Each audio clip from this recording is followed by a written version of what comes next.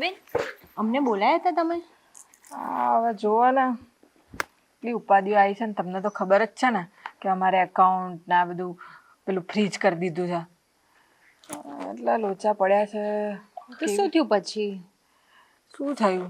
હવે આ એટલી બધી એન્ટ્રીઓ છે. 2 પેલા એકાઉન્ટર તો રાખ્યા હતા, બીજા 2 રાખ્યા છે, પણ એન્ટ્રીઓ જ એટલી બધી છે કે પૂરું જ થાય એવું નહીં. હજી અઠવાડિયું 10 દિવસ થશે આ અમારું એકાઉન્ટને બધું ફ્રીજ થયેલું ખુલતા. એટલે અત્યારે એટલી ભીડ પડી છે ને, પૈસાની બહુ જ જરૂર પડી છે. એટલે મને આમ જીવ તો નહોતો ચાલતો. કેવી રીતે કહું, એટલી શરમ આવતી હતી. આટલા રૂપિયા હોવા છતાંય તમારી જોડે આમ કેવી રીતે માગું? કઈ નહીં, કોને જે પણ હોય તે કોને અમને શેર કરો. અઠવાડિયાની જ વસ્તુ હતી કે અઠવાડિયા પછી અમારે તો એકાઉન્ટ ખુલી જશે એટલે આલી જ દેવાના છે. તો અઠવાડિયા સુધી ₹1,00,000 જેવું જોઈતું હતું અમને.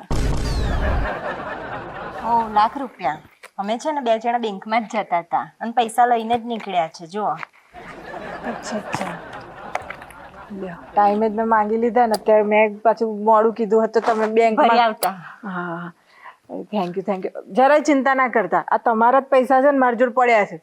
અને આમ તો શું, જો સાચું કહું તો આ મારી જોડે હોય ને તો સારું. તમે લોકો છો ને બહુ, તમારા હાથ છૂટા છે, તમે બહુ વાપરી નાખો છો. એટલે આમ જમા છે એવું કરીને રાખજો, હે ને? સારું સારું, કઈ નહીં, જરાય ચિંતા ના કરતા. કઈ પણ હોય તમને કહેજો. હા ને? ચોક્કસ. ચાલો. Thank you. હા. લાખ લીધા તો ખરા, પણ પાછા તો આપવાના ને. કોઈ નહીં, કરીશું કોક. હેડો.